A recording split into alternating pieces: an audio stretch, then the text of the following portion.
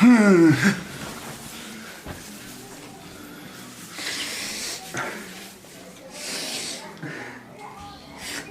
night to two.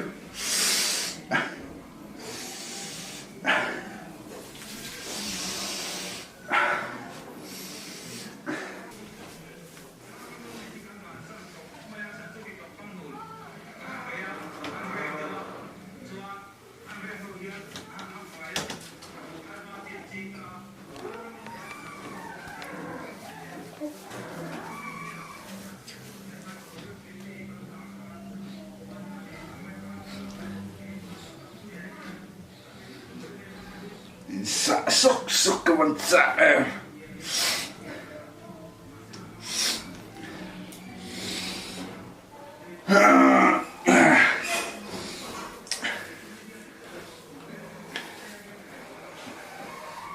Chuyện ba, rồi vẫn đặt mail về, mà tiếng nghe à.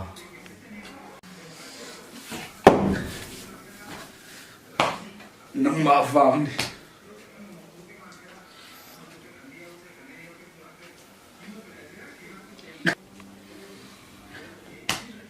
Chuyện ba, mình đã xí kia lại cái tị bồi vắng khăn, nên chuyện pan mà, bằng quỳ là ngay đâm lộ, phát triển luôn đi. Cái ngày đâm vứt tội chết rồi.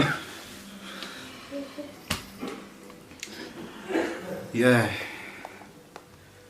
địch tắc chưa mà, cái má tiền thì đâu xin, cái má số lông tị hi nè. Cái má thêm lâu này đâu xin, cái ba số lâu, tị hi thì xin, chú vàng chân mà, nhưng ngày đâm mấy đợt chân, tị cái nào không nào? I'm sorry, I'm so sorry.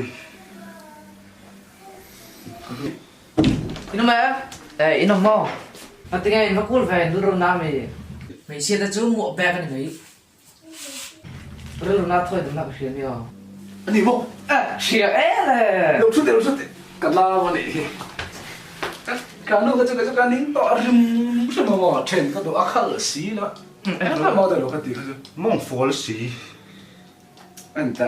À chờ xí. Khu lòng có đủ chưa? Khôi mi. Khu Becky này, khu Becky. Rồi. Chị. Cái đó mà này cái chua mà nè. Hey. Cái đủ về đi. Phone number. Bây món đi phone mình tàu trang sử thung mình cái này cái phone Nokia X100 hắn thịt rồi. Thế về thôi về. Cái viên lô em mang lại rất là sống nhịn cho em việc cái này. Nhưng thực cho nó có xem phải chưa? Cái tự tự là cái gì cái thế anh mà anh sẽ đâu. Anh hiểu không? Anh hiểu trong cái gì là? Cái gì là? Cái gì là?